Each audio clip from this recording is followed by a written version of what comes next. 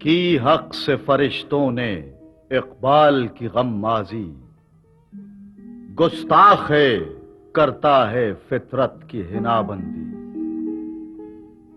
خاکی ہے مگر اس کے انداز ہیں افلاکی، رومی ہے نہ شامی ہے کاشی نہ سمرقندی۔ سکھلائی فرشتوں کو آدم کی تڑپ اس نے، آدم کو سکھاتا ہے آداب خدا بندی۔ پوچھی ہے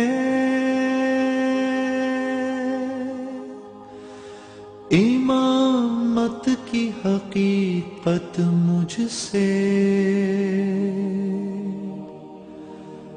حق تجھے میری طرح صاحب اسرار کرے۔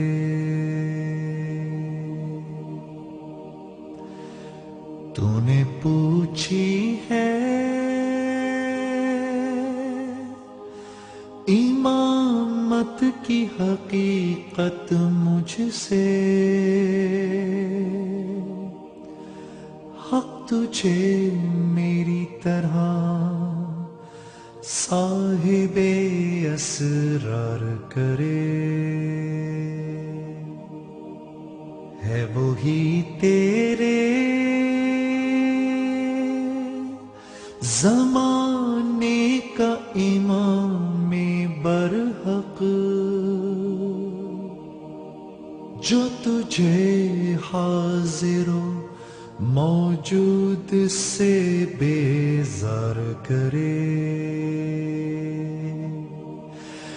جو تجھے حاضر و موجود سے بیزار کرے۔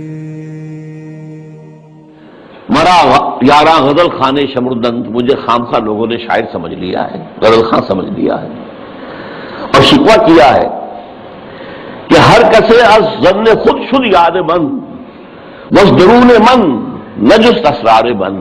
میرے بہت سے دوست بنے ہوئے ہیں، عقیدت مند ہیں، آتے ہیں، سب کچھ ہے، لیکن کوئی میرے اندر جھانک کر نہیں دیکھتا کہ اس کے اندر ہے کیا، وہ کیا چیز ہے جو مجھے بے چین کیے ہوئے ہے، اس سے کسی کو دلچسپی نہیں ہے۔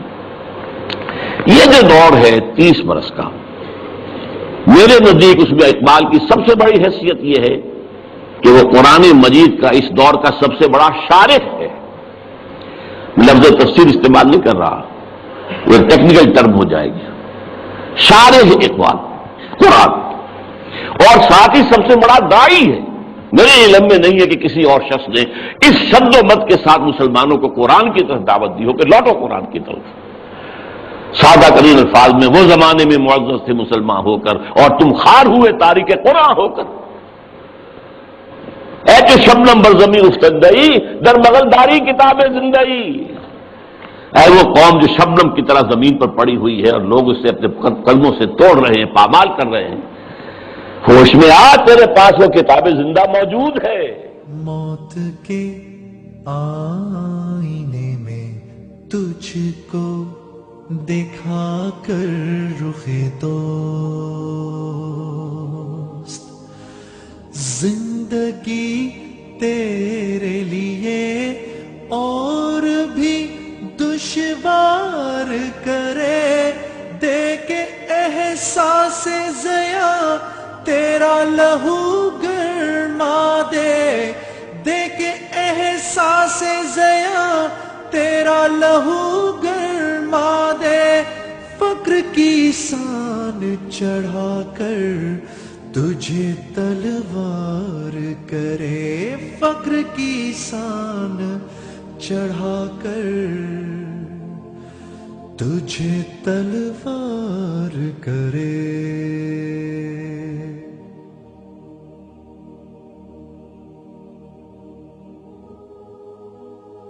علامہ اقبال جو مین آف ڈیسٹنی ہیں، جنہوں نے امت مسلمہ کی تاریخ تبدیل کر کے رکھ دی، نصیب بدل دیے، تقدیر بدل دی۔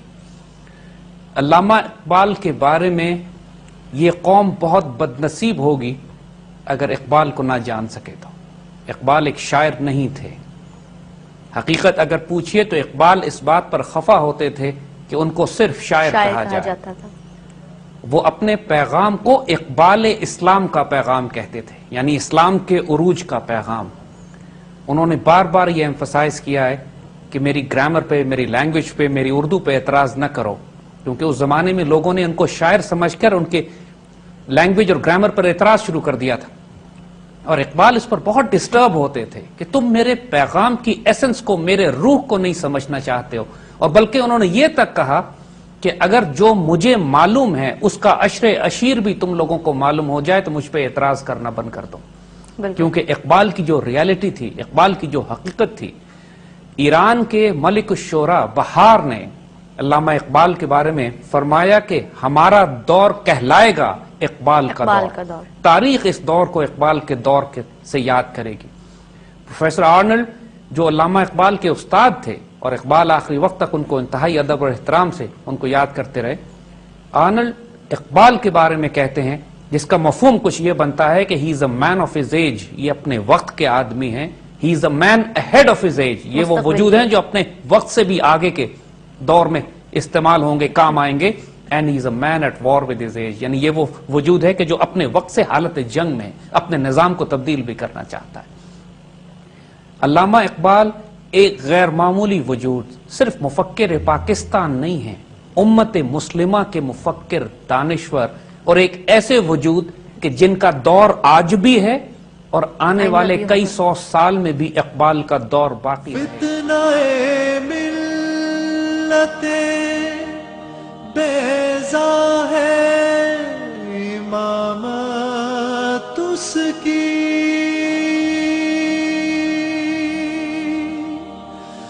جو مسلمان کو سلاطین کا پرستار کرے،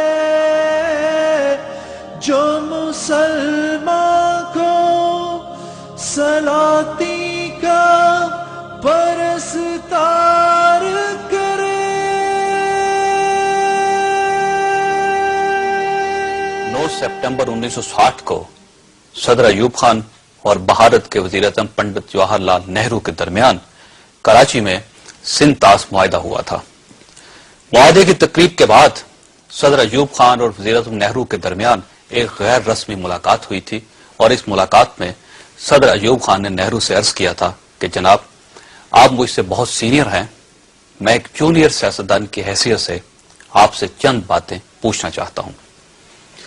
نہرو صاحب نے فرمایا جی پوچھئے. صدر ایوب خان نے پوچھا ایک کامیاب مسلمان حکمران میں کیا خوبی ہونی چاہیے؟ نہرو صاحب نے چند لمحے سوچا اور پھر مسکرا کر جواب دیا، ایک پاکستانی مسلمان حکمران اس وقت تک کامیاب نہیں ہو سکتا جب تک وہ علامہ اقبال کا حافظ نہ ہو. صدر ایوب خان نہرو سے یہ جواب ایکسپیکٹ نہیں کر رہے تھے، لہذا وہ حیرت سے ان کی طرف دیکھنے لگے. نہرو نے کہا صدر محترم، آپ کے اللہ نے آپ کو علامہ اقبال کی شکل میں بہت بڑی نعمت سے نوازا ہے. آپ لوگ بڑے بدقسمت اور بے وقوف ہوں گے اگر آپ اقبال سے فائدہ نہ اٹھا سکیں. تو نے پوچھی ہے امامت کی حقیقت مجھ سے، حق تجھے میری طرح صاحب اسرار کرے، ہے وہی تیرے زمانے کا امام برحق، جو تجھے حاضر